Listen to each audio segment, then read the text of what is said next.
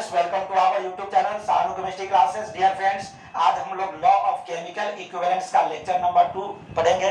पहले लेक्चर में हम लोगों ने कंप्लीट रिएक्शन के बारे में पढ़ा था। अब इस लेक्चर में मतलब लॉ ऑफ केमिकल इक्विवेलेंस के लेक्चर नंबर 2 में हम लोग इनकम्प्लीट रिएक्शन के बारे में पढ़ेंगे। तो चलिए इसको स्टार्ट करते हैं। फॉर इनकम्प्लीट रिएक्शन,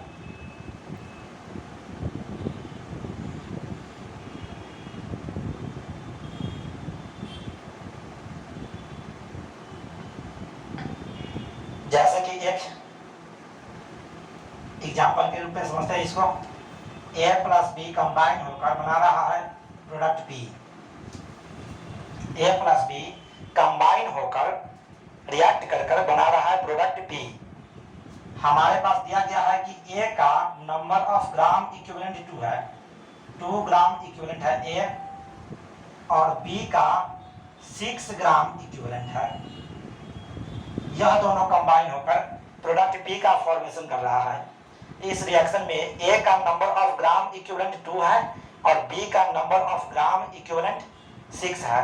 तो हम लोगों ने लेक्चर नंबर 1 में पढ़ा था कि कंप्लीट रिएक्शन होने के लिए रिएक्टेंट्स का नंबर ऑफ ग्राम इक्विवेलेंट बराबर होना चाहिए, लेकिन यहाँ पर रिएक्टेंट्स A और B का नंबर ऑफ ग्राम इक्विवेलेंट्स बराबर नहीं है। इसका मतलब यह इनकम्प्लीट रिएक्शन है। तो यह जो रिएक्शन हम लोग लिखे हैं वह इनकम्प्लीट रिएक्शन हो गया। इसके बाद एक टर्म इसमें आता है लिमिटिंग रिएक्टेंट का।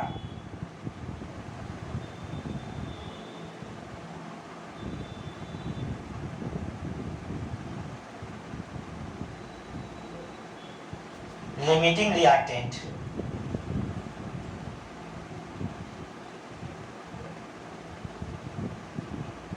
देखते हैं लिमिटिंग रिएक्टेंट क्या होता है। तो इसका डिफिनेशन होता है reactant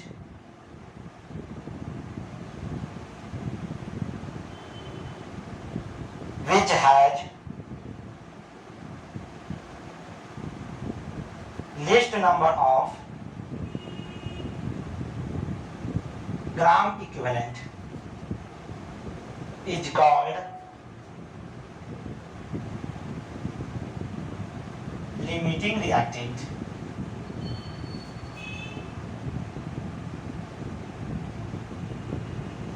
Reactant which has least number of gram equivalent is called limiting reactant। कहने का मतलब हुआ रिएक्टेंट वैसा रिएक्टेंट जिसके पास नंबर ऑफ ग्राम इक्विवेलेंट सबसे कम हो उसे बोला जाएगा लिमिटिंग रिएक्टेंट। जैसा कि इस एग्जांपल में देख लीजिए, जब A प्लस B मिलकर प्रोडक्ट B का फॉर्मेशन कर रहा है तो दिया गया है कि A का नंबर ऑफ ग्राम इक्विवेलेंट 2 है और B का नंबर ऑफ ग्राम इक्विवेलेंट 6 है। तो डिफिनेशन कर रहा है कि वैसा रिएक्टेंट जिसके पास नंबर ऑफ ग्राम इक्विवेलेंट सबसे कम हो। तो इन दोनों में नंबर ऑफ ग्राम इक्विवेलेंट कम किसका है? A का कम है और B का ज्यादा है। यहाँ पर देख लीजिए, इसका नंबर ऑफ ग्राम इक्विवेलेंट 2 है और इसका नंबर ऑफ ग्राम इक्विवेलेंट 6 है। तो नंबर ऑफ ग्राम इक्विवेलेंट इस रिएक्शन के लिए A का कम है और B का ज्यादा है। इसका मतलब A हो जाएगा लिमिटिंग रिएक्टेंट। A हो जाएगा लिमिटिंग रिएक्टेंट। ऐसे लिख लीजिए A बराबर लिमिटिंग रिएक्टेंट।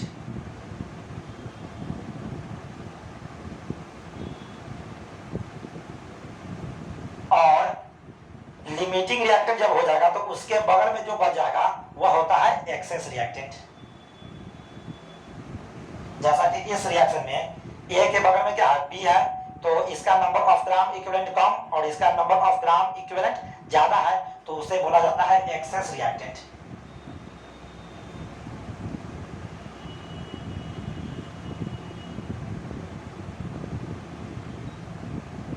तो इस रिएक्शन के लिए A हो गया लिमिटिंग रिएक्टेंट और B हो गया एक्सेस रिएक्टेंट। मतलब वैसा रिएक्टेंट जिसके पास नंबर ऑफ ग्राम इक्विवेलेंट सबसे कम हो वह होगा लिमिटिंग रिएक्टेंट, और जिसका नंबर ऑफ ग्राम इक्विवेलेंट ज्यादा हो, अधिक हो, उसको बोलेंगे एक्सेस रिएक्टेंट। इसके बाद लिमिटिंग रिएक्टेंट पर आधारित एक बहुत ही इंपॉर्टेंट फैक्ट्स है, उसको देखते हैं।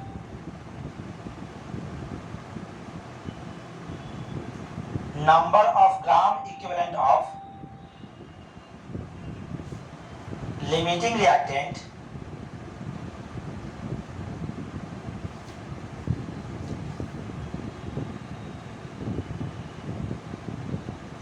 number of gram equivalent of limiting reactant is equal to number of gram equivalent of product. Number of gram equivalent of limiting reactant is equal to number of gram equivalent of product. ऐसा होता है incomplete reaction के लिए कि number of gram equivalent limiting reactant का और number of gram equivalent product का बराबर होता है इनकम्प्लीट रिएक्शन में। अगर इनकम्प्लीट रिएक्शन के क्वेश्चंस को सॉल्व करना है तो इस फॉर्मूला का यूज कीजिएगा कि number of gram equivalent of limiting reactant बराबर number of gram equivalent of product, तो क्वेश्चन सॉल्व हो जाता है। इसको याद करना है अच्छी तरह से, इंपॉर्टेंट है। अब देखते हैं यहाँ number of gram equivalent limiting reactant का और number of gram equivalent product का बराबर कैसे होता है। इसके लिए यही एग्जांपल लेते हैं A plus B.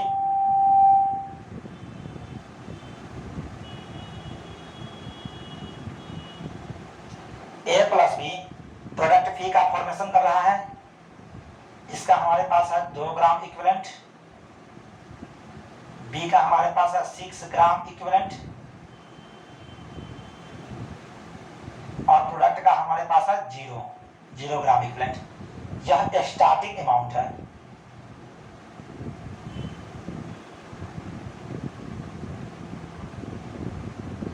Starting amount में ए का 2 ग्राम इक्विवेलेंट बी के 6 ग्राम इक्विवेलेंट से रिएक्ट करके पी का बना रहा प्रोडक्ट पी का 0 gram equivalent.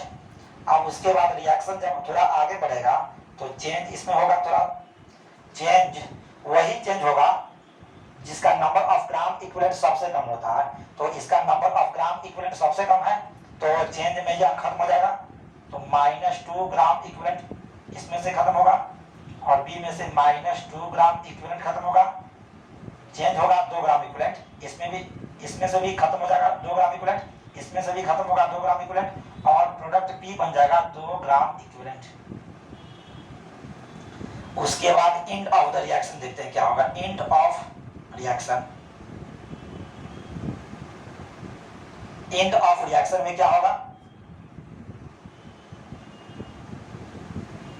End of reaction में अगर इसमें से 2 खत्म हो जाएगा तो क्या बचेगा, 0 बचेगा।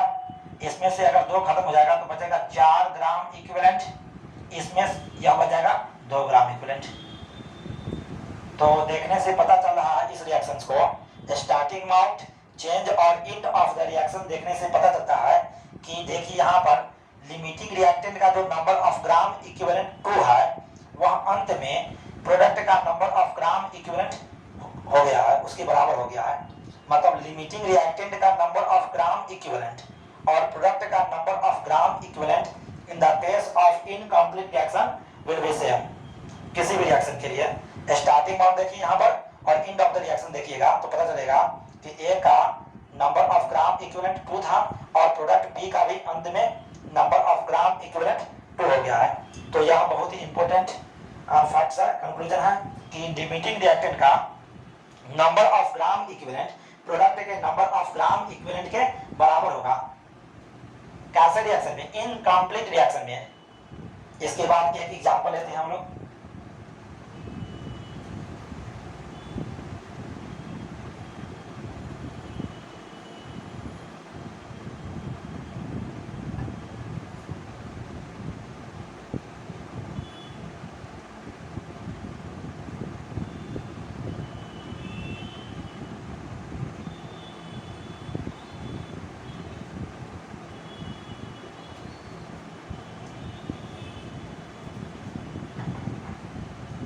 एक एग्जांपल लेते हैं, जैसे कि HCl Na2CO3 से रिएक्ट कर रहा है और प्रोडक्ट P का फॉर्मेशन कर रहा है। हमारे पास HCl का गिवन अमाउंट 36.5 है, इतना ग्राम है गिवन अमाउंट दिया गया है। HCl का गिवन अमाउंट 36.5 ग्राम है और इसका दिया गया अमाउंट 106 ग्राम है। तो हमें बताना है कि यह रिएक्शन कंप्लीट होगा या इनकम्प्लीट होगा। तो कैसे चेक करेंगे? कंप्लीट रिएक्शन होने के लिए number of gram equivalent of all the reactants will be equal. तो नंबर ऑफ ग्राम इक्विवेलेंट इन दोनों का रिएक्शन, इन दोनों रिएक्टेंट्स का अगर बराबर हो जाएगा तो यह रिएक्शन कंप्लीट होगा। और यदि नंबर ऑफ ग्राम इक्विवेलेंट्स इन दोनों रिएक्टेंट्स का अगर बराबर न होगा, इसका मतलब इनकम्प्लीट रिएक्शन होगा। तो सबसे पहले हम लोग क्या करेंगे, नंबर ऑफ ग्राम इक्विवेलेंट्स निकालेंगे HCl का और Na2CO3 का। तो इसका निकालते हैं नंबर ऑफ ग्राम इक्विवेलेंट। कहने का मतलब अगर HCl का हमारे पास 36.5 ग्राम है, इसका मतलब 1 मोल है। Na2CO3 का, सोडियम कार्बोनेट का अगर हमारे पास 106 ग्राम है, इसका मतलब 1 मोल है, क्योंकि 1 मोल सोडियम कार्बोनेट होता है 106 ग्राम और 1 मोल HCl होता है 36.5 ग्राम। अब देखिए इसके बाद नंबर ऑफ ग्राम इक्विवेलेंट निकालेंगे। तो फॉर्मूला होता है नंबर ऑफ ग्राम इक्विवेलेंट बराबर m factor into number of mole, m factor into number of mole. HCl का m फैक्टर कितना होगा? HCl एसिड है, तो एसिड का m फैक्टर मतलब बेसिसिटी ऑफ एसिड। और इस केस में केमिकल रिएक्शन नहीं मालूम है, इसका मतलब HCl का बेसिसिटी हो जाएगा मैक्सिमम बेसिसिटी, इसका n फैक्टर हो जाएगा। तो इसका n फैक्टर हो जाएगा 1 इंटू नंबर ऑफ मोल कितना है 36.5 ग्राम में 1 मोल है, तो 1 को 1 से मल्टीप्लाई करेंगे 1 आ जाएगा। इसका मतलब 1 ग्राम इक्विवेलेंट है इसका। अब इसके बाद Na2CO3 का चेक करते हैं कि कितना ग्राम इक्विवेलेंट आता है इसका। तो देखिए यहाँ पर इसका n फैक्टर कितना है, Na2CO3 साल्ट है, तो साल्ट का n फैक्टर क्या होगा, इसका टोटल चार्ज ऑन कैटायन या एनायन। तो उस तरीका से चेक करेंगे तो हो जाएगा 2Na प्लस CO3 2 माइनस, तो टोटल चार्ज ऑन कैटायन या एनायन, तो 2 हो जाएगा इसका n factor into number of मोल कितना है इसका 1, 2 को 1 से मल्टीप्लाई करेंगे आ जाएगा 2, तो इसका हो जाएगा 2 ग्राम इक्विवेलेंट। अब देख लीजिए यहाँ पर HCl का आया 1 ग्राम इक्विवेलेंट और सोडियम कार्बोनेट का आया 2 ग्राम इक्विवेलेंट। तो यहाँ इन दोनों रिएक्टेंट्स का नंबर ऑफ ग्राम इक्विवेलेंट बराबर नहीं है, इसका मतलब यह रिएक्शन जो होगा वह इनकम्प्लीट होगा, इनकम्प्लीट।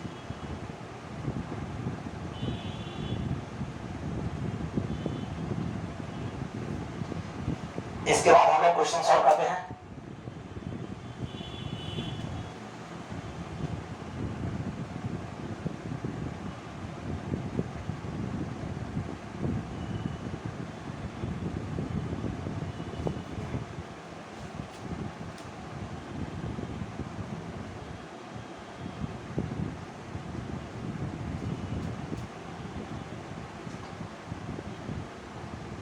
एक क्वेश्चन लिख रहे हैं इसमें 1 मोल H2SO4, 1 mole H2SO4 reacts with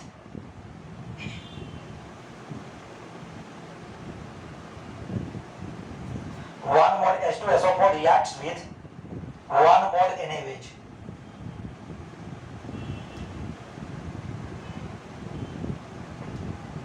1 mole NaOH।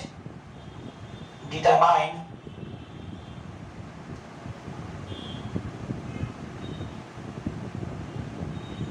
the limiting reactant. Limiting reactant.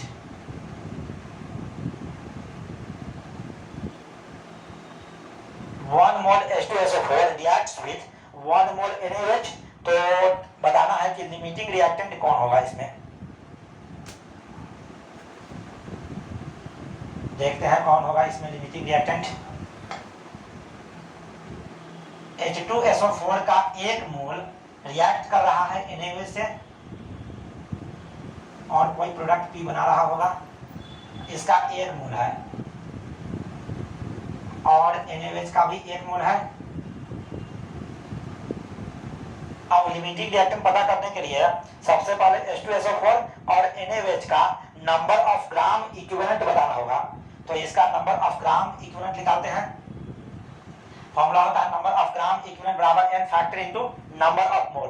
तो इस एसिड का n फैक्टर 2 होता है, तो 2 into number of mole 1 is equal to 2 gram equivalent इसका आ जाएगा। इसका कितना आएगा, इसका नंबर ऑफ ग्राम इक्विवेलेंट बराबर n factor into number of mole, n factor 1 हो जाएगा इसका, into number of mole 1 is equal to 1 gram equivalent. तो यहाँ पर H2SO4 का नंबर ऑफ ग्राम इक्विवेलेंट आ गया 2 और सोडियम हाइड्रोक्साइड का नंबर ऑफ ग्राम इक्विवेलेंट आ गया 1। तो नंबर ऑफ ग्राम इक्विवेलेंट जिस रिएक्शन में सबसे कम होता है जिस रिएक्टेंट के पास, वह होता है लिमिटिंग रिएक्टेंट। तो यहाँ पर देख लीजिए इन दोनों रिएक्टेंट्स में नंबर ऑफ ग्राम इक्विवेलेंट सबसे कम किसके पास है, तो इसके पास है NaOH के पास, तो इसको बोलेंगे लिमिटिंग रिएक्टेंट। इसका मतलब यहाँ पर लिमिटिंग रिएक्टेंट हो गया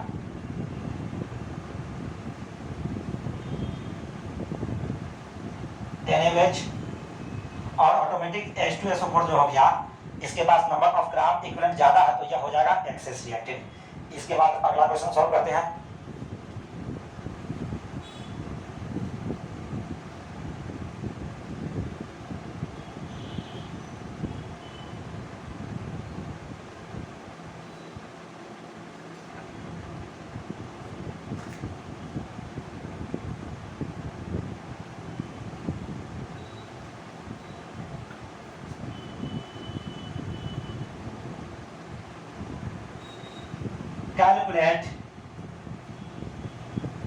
Calculate the weight of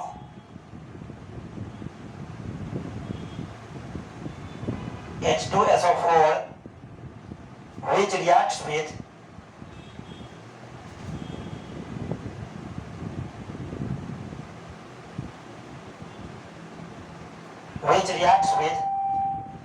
excess of BaCl2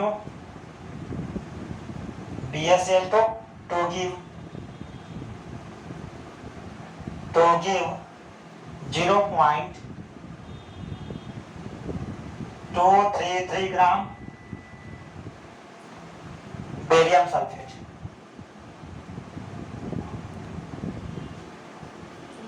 Calculate the weight of H2SO4 which reacts with excess of barium chloride to give 0.233 gram barium sulfate। इसको सॉल्व करते हैं।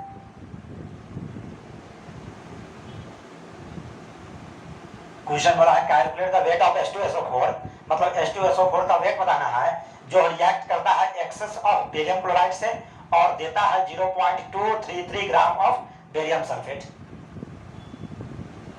H2SO4 रिएक्ट कर रहा है बेरियम क्लोराइड से और दे रहा है बेरियम सल्फेट। यहाँ पर बोल दिया है कि बेरियम जो क्लोराइड है, बेरियम क्लोराइड वह एक्सेस है। तो अभी हम लोगों ने थ्योरी में पढ़ा कि अगर यह एक्सेस है इसका मतलब बगल वाला हो जाएगा लिमिटिंग। इनकम्प्लीट रिएक्शन में अगर एक एक्सेस रिएक्टेंट है तो बगल वाला क्या होगा, लिमिटिंग रिएक्टेंट होगा। तो H2SO4 हो जाएगा लिमिटिंग रिएक्टेंट और बेरियम क्लोराइड दिया गया है एक्सेस रिएक्टेंट और प्रोडक्ट P हो गया बेरियम सल्फेट। इसका दिया गया हमारे पास 0.233 ग्राम। मतलब क्वेश्चन में H2SO4 लिमिटिंग रिएक्टेंट है या नहीं बताया गया था। बताया गया था कि बेरियम जो क्लोराइड है वह एक्सेस रिएक्टेंट है, तो इसका मतलब हम लोगों ने पता कर लिया कि H2SO4 पक्का लिमिटिंग रिएक्टेंट होगा। तो इसमें क्या लगाएंगे, वही इनकम्प्लीट रिएक्शन वाला केस लगा देंगे कि number of gram equivalent of limiting reactant is equal to number of gram equivalent of product. यह हर समय लगेगा इनकम्प्लीट रिएक्शन में। तो यहां पर लगा देंगे number of gram equivalent of limiting reactant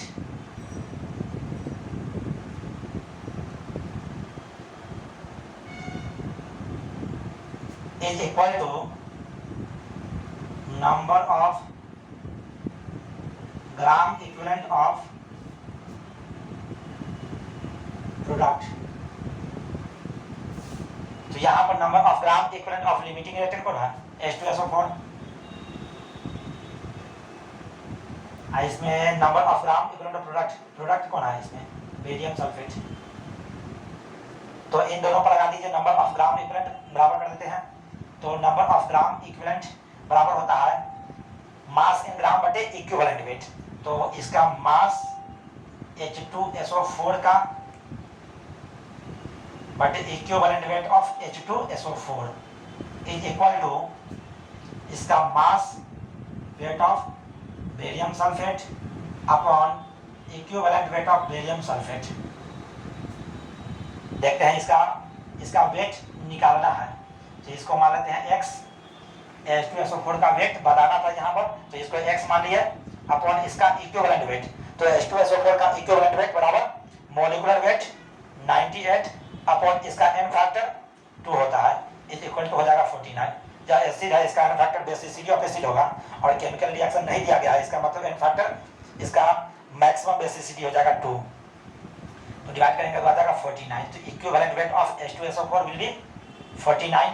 तो इसके बराबर करेंगे वेट ऑफ बेरियम सल्फेट दिया गया है 0.233 ग्राम upon weight of barium sulphate, equivalent weight of barium sulphate, इसका मॉलिक्यूलर वेट होता है 233 अपॉन इसका वैलेंसी, इसका n फैक्टर होता है, यह एक प्रकार का साल्ट है, तो साल्ट का n factor total charge on cation या एनायन, तो कैटायन पर टोटल चार्ज या एनायन पर टोटल चार्ज 2 होगा इसमें।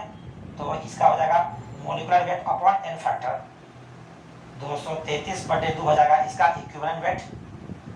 इसको हटाइए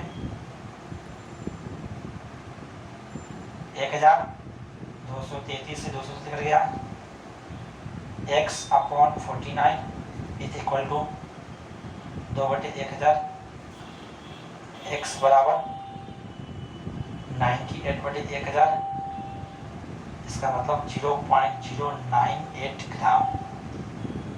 मतलब H2SO4 का 0.098 ग्राम रिएक्ट करेगा एक्सेस ऑफ बेरियम क्लोराइड से, तब बनाएगा 0.233 ग्राम ऑफ बेरियम सल्फेट। तो इस लेक्चर में इतना ही, तब तक के लिए all the best, thank you.